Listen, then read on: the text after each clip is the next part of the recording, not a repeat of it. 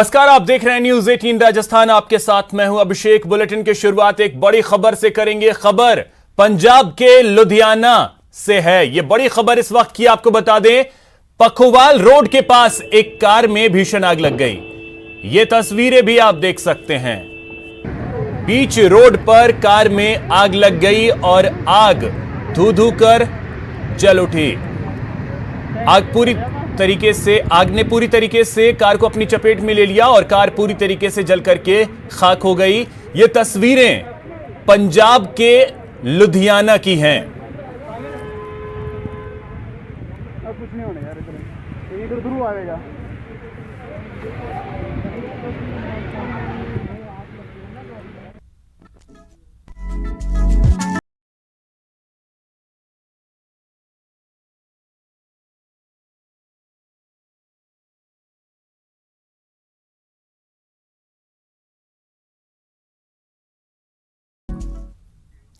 Corona से बचने के लिए आयुष मंत्रालय ने इम्यूनिटी बढ़ाने के कुछ उपाय बताए हैं। इसके तहत भोजन में हल्दी, जीरा, धनिया, लौंग, लहसुन जैसे मसालों का इस्तेमाल करने और हर रोज 10 ग्राम च्यवनप्राश लेने का भी सुझाव दिया है।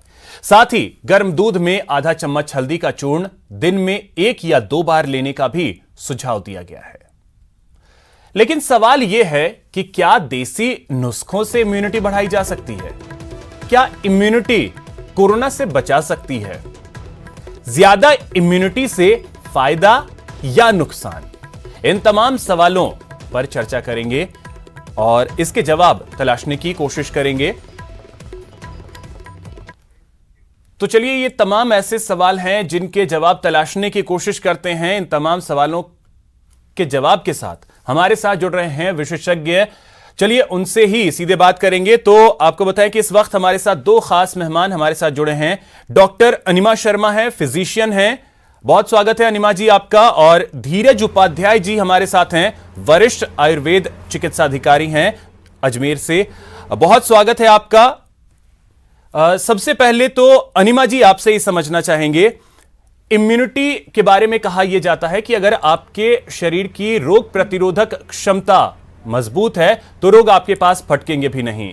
लेकिन क्या अगर आपके शरीर की इम्यूनिटी पावर मजबूत है तो कोरोना आपसे दूर रहेगा?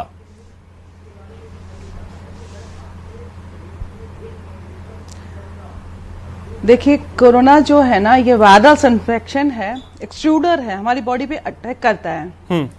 तो हमें, यदि हमारा बॉडी सिस्टम स्ट्रांग है तो इसे फाइट करके बीमारी को पनपने नहीं देगा जी। कोरोना तो बाहर से जब आएगा अटैक करेगा, लेकिन बॉडी फाइट करेगी तो इसको बीमारी में बनने नहीं देगी। जैसा हम सुन रहे हैं ना कि 50% लोग कैरियर बन रहे हैं। इनमें कोरोना ने अटैक तो किया है लेकिन उसमें बीमारी नहीं बनी और लंग्स खराब नहीं हुए। हम परेशान तब होते हैं जब आदमी को वायरस हमारे फैल जाता है, लंग्स में अफेक्ट कर देता है और उसके वजह से उसको सांस पूरा नहीं पड़ता है, उसे आईसीयू में लेना पड़ता है और वेंटिलेटर पर भी जा सकता है। यदि वेंटिलेटर पे जाता है तो हमारी मोर्टेलिटी जो है वो 5 to 10% हो जाती है। तो इम्यून सिस्टम यदि स्ट्रांग है तो ये स्टेजेस वो नहीं आने देगा और इसकी वजह से मरीज जल्दी रिकवर हो जाता है। तो ये जो वायरस है, इससे इम्यूनिटी ही हमें प्रोटेक्ट करती है। जैसे हमारी बॉडी, हमारे कंट्री में आर्मी है, हमें बाहर से यदि कोई अटैक करता है तो आर्मी से हमें प्रोटेक्ट करता है। ऐसे हमारा बॉडी का एक डिफेंस सिस्टम है जिसको हम लेमैन में समझे तो जैसे आर्मी है ना, वैसे वो बॉडी को रोज प्रोटेक्ट करती है। बिल्कुल। ये स्ट्रांग है तो वायरस या तो बीमारी नहीं करेगा और करेगा तो माइल्ड करेगा। बिल्कुल।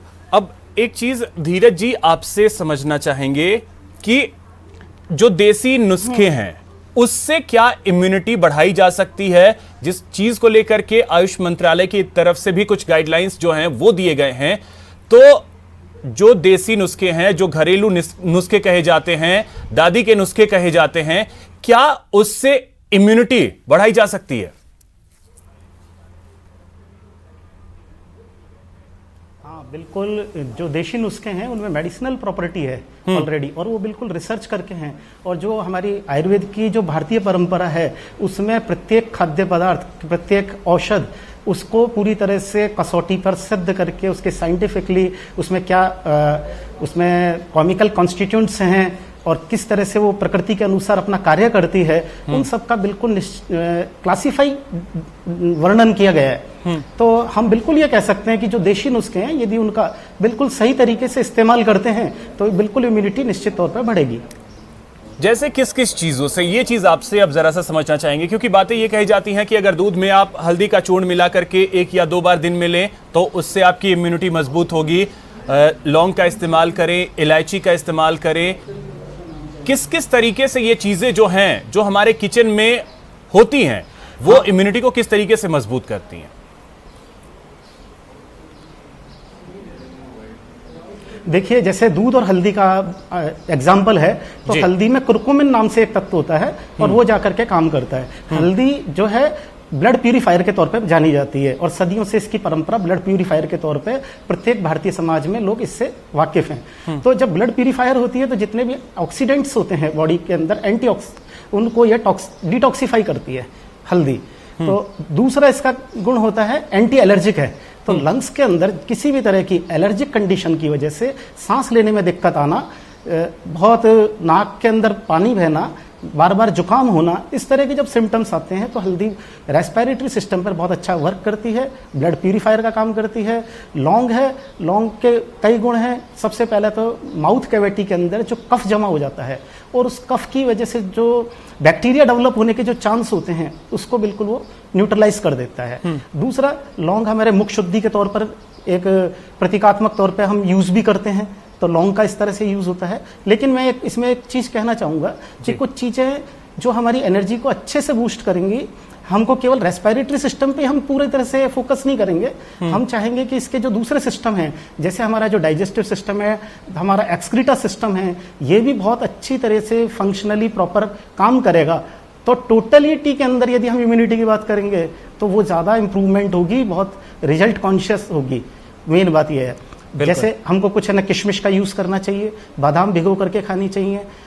रीजन ये है कि डे बाई डे टेम्परेचर बहुत ज्यादा बढ़ रहा है। जितने भी द्रव्य हैं, जैसे लौंग है, हल्दी है, कहीं ना कहीं ये उष्ण प्रकृति की हैं, गर्म हैं। तो यदि हम इसमें क्लासिफाई नहीं करते हैं, कोई पित्त प्रकृति का हमारे पास में पेशेंट है या पित्त प्रकृति का कोई व्यक्ति है और उसने सुना है कि हम लौंग इस्तेमाल कर लें, हम हल्दी यूज कर लें, तो ऐसी कंडीशन में यदि उसको मुंह में छाले हो रहे हैं, बार बार उसको प्यास लगती है, उसको हार्ट में, छाती में, स्टमक में बर्न होता है, यूरिनरी बर्निंग के कॉजेस हैं, तो ऐसे में उसको लौंग और हल्दी उतना ज़्यादा बेनिफिशियल नहीं करेगी। तो हमको कहीं ना कहीं पर्सनलाइज्ड तौर पर क्लासिफाई करना पड़ेगा। क्लासिफाई करके ही उसका इस्तेमाल करेंगे तो शायद वो ज्यादा बेनिफिट देगा, वो ज्यादा फायदेमंद होगा। अनिमा जी, अब एक चीज, जिस तरीके से धीरज जी ने बताया कि ये सारी चीजें घरेलू नुस्खे हैं जिसका इस्तेमाल करके हम अपने इम्यूनिटी को मजबूत कर सकते हैं, लेकिन कुछ ऐसे सप्लीमेंट्स भी हैं मार्केट में जिसका लोग इस्तेमाल करते हैं जिससे कि उनकी बॉडी की रोग प्रतिरोधक जो क्षमता है वो बढ़े। तो बेटर क्या है, घर में जो ये चीजें मिल रही हैं वो, या जो सप्लीमेंट्स मार्केट में मिल रही हैं?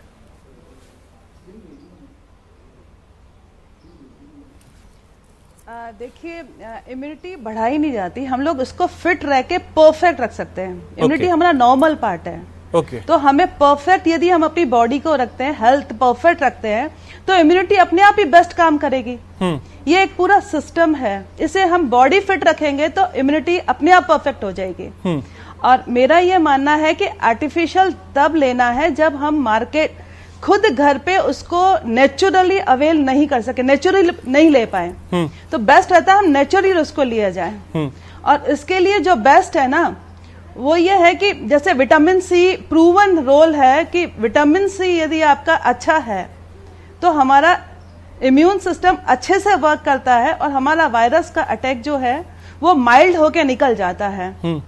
अब विटामिन सी है, जैसे नारंगी है, मौसमी है, अमरूद है, आंवला है, इसमें नेचुरली अवेलेबल है। यदि आप नेचुरली ले पाएंगे तो डेफिनेटली बढ़िया है। और नहीं ले पाते हैं तो फिर आर्टिफिशियल अपन मार्केट से सप्लीमेंट ले सकते हैं।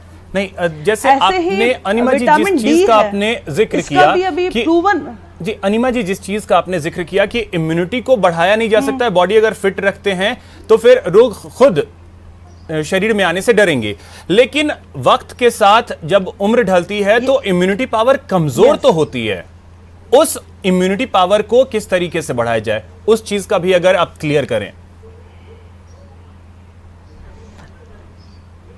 अब इसको भी मैं कंट्राडिक्ट करती हूँ। एज के साथ इम्यूनिटी कम नहीं होती है, हम लिविंग स्टाइल अपना इस तरह से ढाल लेते हैं, अब बॉडी को फिट नहीं रखते। एजिंग कोई बीमारी नहीं है। यदि परफेक्ट लाइफस्टाइल हो तो हर एज में आप फिट रह सकते हैं। तो उसके लिए हमें अपना लाइफस्टाइल परफेक्ट करना चाहिए ताकि एवरी ऑर्गन जो है वो परफेक्टली काम करे। तो उसके लिए हमारा जो फंडा है पूरा बॉडी को एज ए होल परफेक्ट रखो। जैसे उसके लिए कई पैरामीटर्स है। आपका नींद पूरी होनी चाहिए। हाँ जी और बोले नींद आपका जैसे 6 से 7 घंटे का नींद पूरी होती है। तो हम जब सोते हैं तो हमारी नींद में हमारा हीलिंग पार्ट काम करता है। जितना भी हमारा कंस्ट्रक्शन होता है, जो दिन भर में टियर एंड वियर हुई है, उसका रिपेयरिंग है, वो सब नींद में होता है। तो हमें 6 से 7 घंटे का नींद मस्ट है।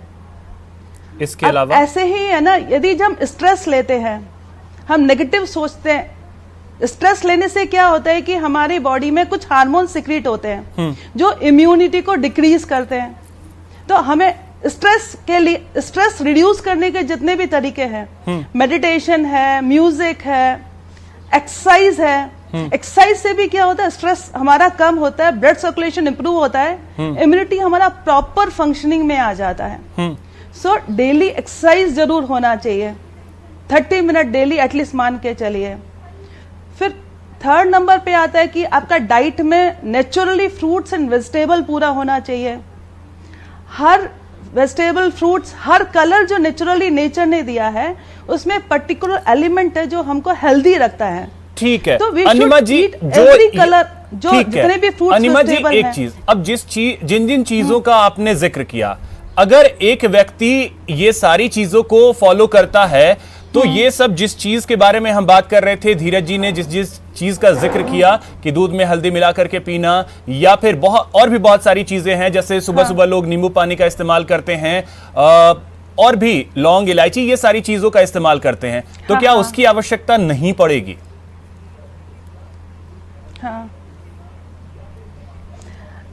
ये है ना, देखो एक स्पेक्ट्रम है, हेल्थ जो है ना एक स्पेक्ट्रम है। हेल्थ अच्छी है, आपका इम्यूनिटी अच्छा है, तो ये एक पार्ट हो गया। आप एक पार्ट करके पूरा हेल्दी नहीं हो सकते। ओके। आपको पूरा सबको थोड़ा थोड़ा बॉडी को हेल्दी रखेंगे, इम्यूनिटी अपने आप। तो ये डाइटरी पार्ट हो गया जी, कि अपन डाइट में थोड़े चेंजेस करते हैं।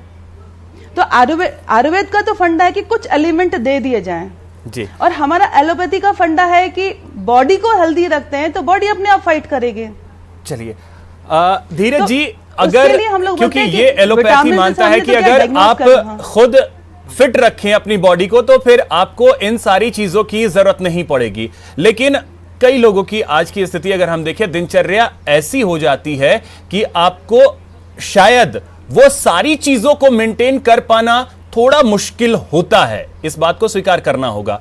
तो ऐसे में खान पान लोग किस तरीके से रखें ताकि इम्यूनिटी जो है, जिसका जिक्र अनिमा जी ने किया कि वो बढ़ाई नहीं जा सकती, फिट रखी जा सकती है, आपके अनुसार क्या बढ़ाई नहीं जा सकती? और अगर बढ़ाई जा सकती है तो लोगों के खान पान किस तरीके से होने चाहिए?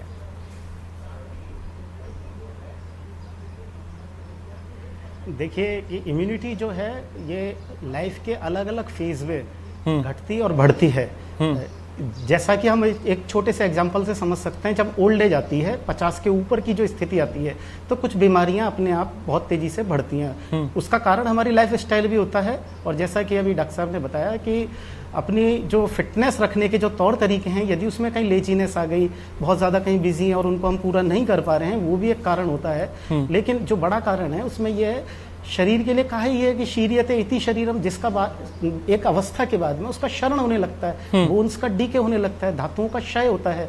तो ऐसी कंडीशन के बाद में स्केलेटन कमज़ोर होने लग जाता है, शरीर झुकने भी लगता है, तो उस समय इम्यूनिटी लेवल डाउन होती है। लेकिन हम इसको कैसे बढ़ा सकते हैं, उसके लिए जैसे भी डॉक्टर साहब ने एक बात कही थी कि हमें विटामिन सी बहुत अच्छा फायदेमंद है, ये क्लीनिंग भी करता है और हीलिंग भी करता है, क्योंकि इसमें ये दोनों ही गुण हैं। तो जो भी ऋतुजन्य और मौसमी जन्य जो भोजन हैं, जितने भी फल फ्रूट्स हैं, वो ऋतु वाले खाने चाहिए। मेन बात यह है, क्योंकि विपरीत ऋतु के भोजन वगैरह नहीं लेने चाहिए जी। तरबूज है, यदि शुगर नहीं है किसी को तो बहुत डिटॉक्सिफाई करने में फायदा करता है, किडनी को बहुत क्लीन करता है बहुत अच्छे से। खीरा, ककड़ी, ये इनमें फाइबर बहुत अच्छा है, इंटेस्टाइन को बहुत अच्छे से क्लीन करता है। फिट रखने के लिए हमारे खुद के एफर्ट्स बहुत अच्छे होने चाहिए, चाहे हम कितने भी बिजी हैं, कुछ समय हमारे लिए निकालना आवश्यक है। और जैसा कि हम हमारे इम्यूनिटी सिस्टम को किस तरह से अच्छा रखें, उसके लिए ज़रूरी है कि हमको कुछ चीज़ें जो बिल्कुल नहीं करनी है, बहुत तीखे मसाले, बहुत ज़्यादा तेल युक्त चीज़ें, बहुत ज़्यादा घी वाली चीज़ें, यदि हमारा वर्क नहीं है, बहुत ज़्यादा फिजिकल वर्कआउट नहीं है, हमारी कैलोरी खर्च नहीं हो रही है और हमारे खान पान में घी चिकनाई बहुत ज़्यादा जा रही है, बहुत ज़्यादा स्पाइसी फूड जा रहे हैं, तो कहीं ना कहीं हमारा जो बैलेंस है वात पित्त कफ का, वो कहीं ना कहीं असमान हो जाएगा जी। गलत, या तो वो बढ़ जाएगा या वो घट जाएगा। ऐसी कंडीशन में उससे रिलेटेड प्रॉब्लम्स फेस करनी पड़ेंगी। तो हमें फिट रहने के धीरज जी क्या ऐसा भी संभव है, धीरज जी क्या ऐसा भी संभव है कि जरूरत से ज्यादा भी क्या इम्यूनिटी सिस्टम बढ़ सकती है, ऐसा भी संभव है?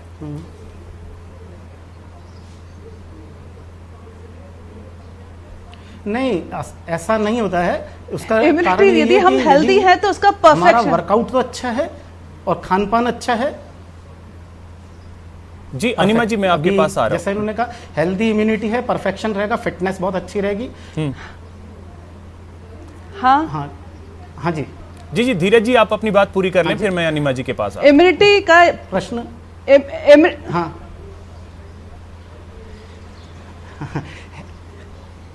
ज़्यादा इम्यूनिटी नहीं ज़्यादा इम्यूनिटी बढ़ने से कोई प्रॉब्लम नहीं है, लेकिन एक इम्यूनिटी का जैसा होता है ना, सम अवस्था होती है, विषम अवस्था होती है, अति अवस्था होती है। अति अवस्था होती है तो ऐसी कंडीशन में यदि वर्कआउट नहीं किया, कैलोरी खर्च नहीं हुई है, तो वो फैट में कन्वर्ट होगी, वो जाकर के लिपिड्स में कन्वर्ट होगी, लीवर फंक्शन को खराब करेगी। तो यदि हमने खाने में इंटेक तो अच्छा लिया है परंतु वर्क नहीं किया है, तो वहाँ पे इम्यूनिटी नहीं बढ़ पाएगी। इम्यूनिटी के लिए हमको 4-5 चीज़ों को एक साथ लेकर के चलना पड़ेगा। जैसे हमारी प्रॉपर नींद हो, हमारा प्रॉपर है ना शारीरिक श्रम हो, व्यायाम हो, और सबसे बड़ी बात है हमारा भोजन मात्रा की दृष्टि से बहुत संतुलित हो और गुणात्मक दृष्टि से प्रोटीन, कार्बोहाइड्रेट, इनकी जो रिक्वायर्ड क्वांटिटी है उसको ली जाए।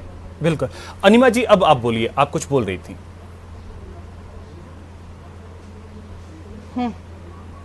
मैं ये बोल रही थी, बढ़ाने का कोई नहीं, यदि अपना जो हमें मिला है इम्यूनिटी उसी को परफेक्ट रखा जाए तो दैट इज सफिशिएंट।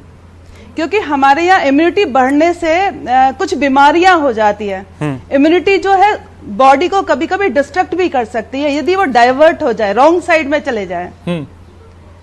तो नहीं, देखिए बनाए रखने को लेकर के इस एक लेवल है जी। अनिमा जी, बनाए रखने को लेकर के इस वजह से मैं कह रहा था, क्योंकि दिनचर्या जो लोगों की होती है, एक एक चीज अगर कोई आपको डाइटिशियन आपको बताता है कि ये चीजें डाइट लेनी है, इतने देर आपको वर्कआउट करना है, ये चीजें करनी है, इस वक्त आपको 1 गिलास पानी पीना है, इस वक्त आपको 1 गिलास नींबू पानी पीना है, हर एक चीज को 1-1 मिनट पे कर पाना थोड़ा मुश्किल होता है। इस बात को शायद आप भी स्वीकार करेंगी।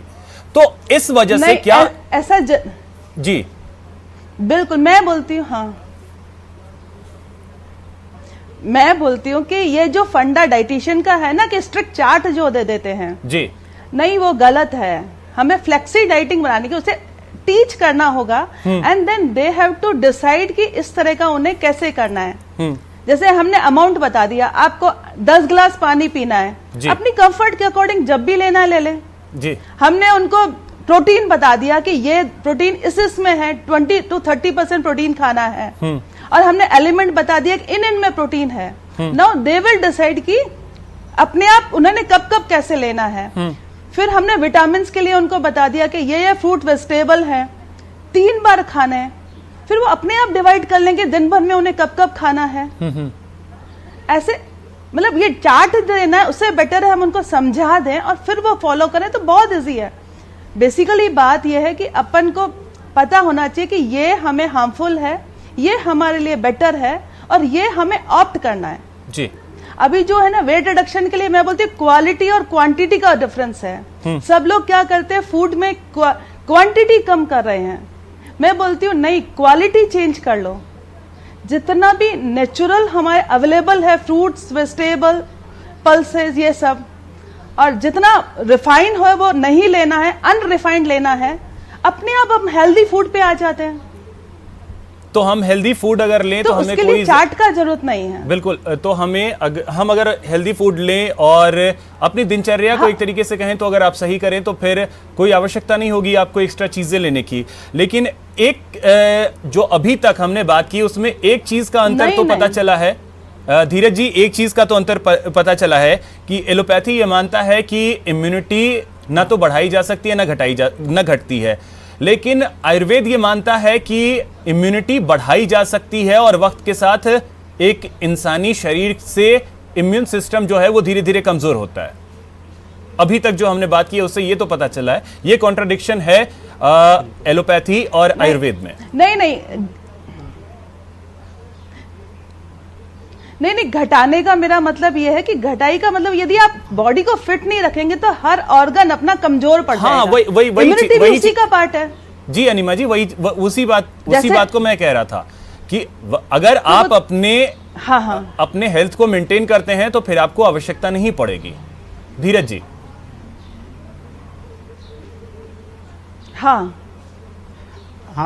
ये कुछ नेचुरल चीज़ें होती हैं, जैसे पहले भी बताया था कि एज का जो फेज़ होता है उसमें ये कंडीशन आती है, खान पान में जब अवेयरनेस नहीं होती है तब ये कंडीशंस आती हैं, लाइफ स्टाइल ढंग से फॉलो नहीं होता है तब ये कंडीशंस आती हैं कि जहाँ पर हमारा सहज बल, जिसको हम इम्यूनिटी कहते हैं, तो वो सहज बल कभी गिरावट पे भी आता है और कभी बैलेंस में भी आता है। और कई बार जब गिरावट पे आता है तो हम उसको एक्वायर्ड एनर्जी के लिए हम हमारे एफर्ट्स करते हैं, जिसके लिए जो चीजें अभी तक नहीं करी है, जो चीजें अभी तक छूट रही हैं, एक तरीके से देखें तो अभी तक जो हमने बातें की उसका एक अगर हम निष्कर्ष निकाले तो वो ये निकलता है कि आप अपने शरीर को पूरी तरीके से फिट रखें, उसके लिए आपको थोड़ा सा मेहनत करना होगा, अपने दिनचर्या को सही तरीके से बनाना होगा। बहुत बहुत शुक्रिया अनिमा जी और धीरज जी हमारे साथ जुड़ने के लिए और इन तमाम बातों के लिए।